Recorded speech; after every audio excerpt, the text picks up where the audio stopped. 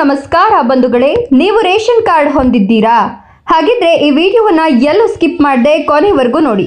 ಯಾಕಂದ್ರೆ ಕರ್ನಾಟಕ ಸರ್ಕಾರ ಬಿಪಿಎಲ್ ಹಾಗೂ ಎಪಿಎಲ್ ಕಾರ್ಡುದಾರರಿಗೆ 3 ಅತ್ಯಂತ ಮಹತ್ವದ ಹಾಗೂ ಸಿಹಿ ಸುದ್ದಿಗಳನ್ನು ನೀಡಿದೆ. ಅಕ್ಕಿ ಜೊತೆಗೆ ಇನ್ಮುಂದೆ ದಿನಸಿ ಕಿಟ್ ಸಿಗುತ್ತಾ? ರೇಷನ್ ಅಂಗಡಿಗಳ ಸಮಯದಲ್ಲಿ ಏನೆಲ್ಲ ಬದಲಾವಣೆಯಾಗಿದೆ ಮತ್ತು ನಿಮ್ಮ ಬಿಪಿಎಲ್ ಕಾರ್ಡ್ ರದ್ದಾಗಿದ್ರೆ ಏನು ಮಾಡಬೇಕು? ಎಪಿಎಲ್ ಕಾರ್ಡುದಾರರಿಗೂ ಅಕ್ಕಿ ಸಿಗುತ್ತಾ? ಈ ಎಲ್ಲ ವಿಷಯಗಳ ಸಂಪೂರ್ಣ ವಿವರವನ್ನು ಈ ವಿಡಿಯೋದಲ್ಲಿ ಸರಳವಾಗಿ ತಿಳಿಸ್ಕೊಡ್ತೀನಿ.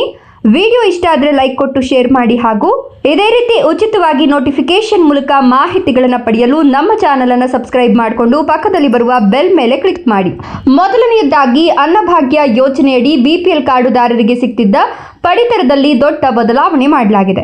ಇದುವರೆಗೆ ನೀಡಲಾಗ್ತಿದ್ದ 10 ಕೆಜಿ ಅಕ್ಕಿಯ ಪೈಕಿ 5 ಕೆಜಿ ಅಕ್ಕಿಯ ಬದಲಾಗಿ ಇನ್ನು ಮುಂದೆ ಇಂದಿರಾ ಆಹಾರ ಕಿಟ್ ನೀಡಲು ರಾಜ್ಯ ಆಹಾರ ಸಚಿವರಾದ ಕೆಎಚ್ ಮುನಿಯಪ್ಪ ಅವರು ತೀರ್ಮಾನಿಸಿದ್ದಾರೆ. ಈ ಇಂದಿರಾ ಆಹಾರ ಕಿಟ್ನಲ್ಲಿ ಅಡುಗೆ ಎಣ್ಣೆ, ತೊಗರಿಬೇಳೆ, ಹೆಸರುಬೇಳೆ, ಸಕ್ಕರೆ, ಅಯೋಡೀಕರಿಸಿದ ಉಪ್ಪು ಇರಲಿದೆ.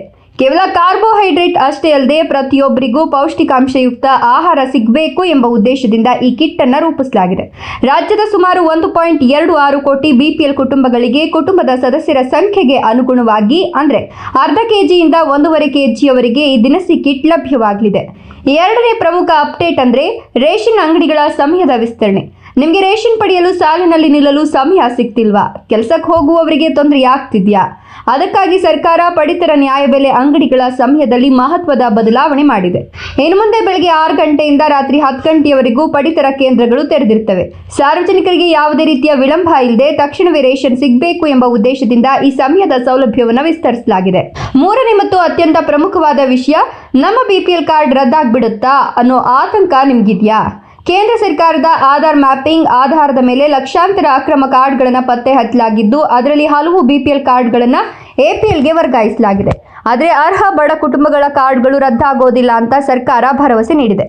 ಒಂದು ವೇಳೆ ತಾಂತ್ರಿಕ ದೋಷದಿಂದ ನಿಮ್ಮ ಬಿಪಿಎಲ್ ಕಾರ್ಡ್ ಎಪಿಎಲ್ಗೆ ಬದಲಾಗಿದ್ರೆ ಏನು ಮಾಡಬೇಕು ಅಂದರೆ ನೀವು ತಕ್ಷಣ ನಿಮ್ಮ ಸ್ಥಳೀಯ ಆಹಾರ ಇಲಾಖೆಯ ಕಚೇರಿಗೆ ತೆರಳಿ ಆಕ್ಷೇಪಣೆ ಸಲ್ಲಿಸಬೇಕು.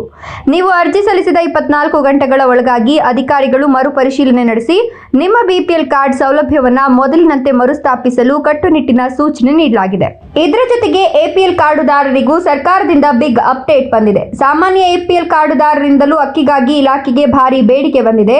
ಸಾರ್ವಜನಿಕರ ಈ ಮನವಿಯನ್ನು ಪರಿಗಣಿಸಿ ಮುಂಬರುವ ಸಚಿವ ಸಂಪುಟ ಸಭೆಯಲ್ಲಿ ಎಪಿಎಲ್ ಕಾರ್ಡುದಾರರಿಗೂ ಮರಳಿ ಅಕ್ಕಿ ನೀಡುವ ಕುರಿತು ಸೂಕ್ತ ತೀರ್ಮಾನ ಕೈಗೊಳ್ಳಲಾಗುವುದು ಅಂತ ಆಹಾರ ಸಚಿವರು ತಿಳಿಸಿದ್ದಾರೆ.